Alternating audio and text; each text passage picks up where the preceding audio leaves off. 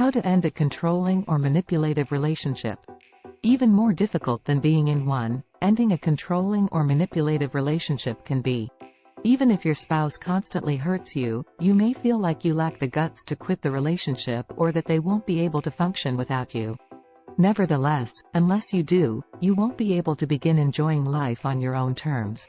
You must make advance preparations, carry out your strategy, and follow through if you actually want to leave the relationship. The most crucial step is gathering the guts to take action. 1. Realize that you are under control. Because the person being controlled or manipulated denies that anything is wrong, many controlling or manipulative relationships last much longer than they should. When in reality, your partner has gradually taken over every aspect of your life, you might think they are just a little moody or needy. 2. Consider all the explanations why you must depart. You need to begin considering how much better your life will be once the relationship is over, once you discover you're in a controlling or manipulative one. This will encourage you to depart and to begin developing a strategy for leaving.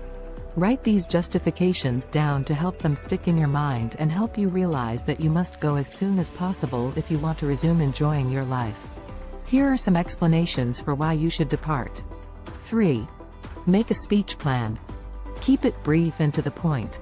Don't give the other person any chance to argue with you, beg you to alter your mind, or promise to change or do anything to help you stay in the relationship. It's not necessary to enumerate all the reasons why you're leaving or how many times the person has let you down. Doing so will simply make matters more challenging. 4. Prepare your speech in advance.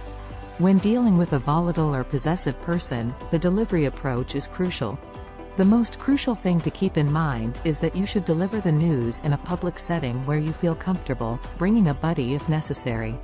This is especially vital if the person is violent in any way or if you are truly worried of how they will react. 5. Make an escape strategy. You should consider how you'll retrieve your belongings if you share a home with a person or if you've just left a lot of things at his or her residence. To avoid having to go back after the breakup, you can try to be cunning and get it out before you do. Whether it's behind the person's back or after the breakup, have a few pals come over and help you get the goods. You'll feel more secure and motivated to depart as a result. 6. In your head, call the relationship off. Tell yourself it's really over before you speak your mind, then begin coping with the normal sorrow that follows the end of a meaningful relationship.